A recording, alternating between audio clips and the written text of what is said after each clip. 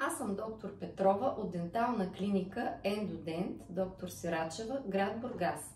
Какво представлява кабинетното избелване на зъби? Избелването на зъби е козметична процедура, която се използва за премахване на петна по зъбите и за постигане на по-бял цвят. Има два вида избелване на зъбите – кабинетно и домашно избелване. Кабинетното избелване се извършва от дентален лекар в нашата клиника. Пациентите често предпочитат кабинетното избелване, защото резултатът е видим веднага.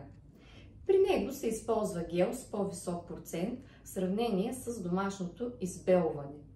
Процедурата отнема час и половина и резултатът е видим веднага.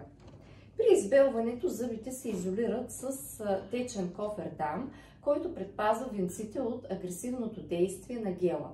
Върху самите зъби се нанася специалният избелващ гел. В нашата клиника ние използваме швейцарският гел на Аксис.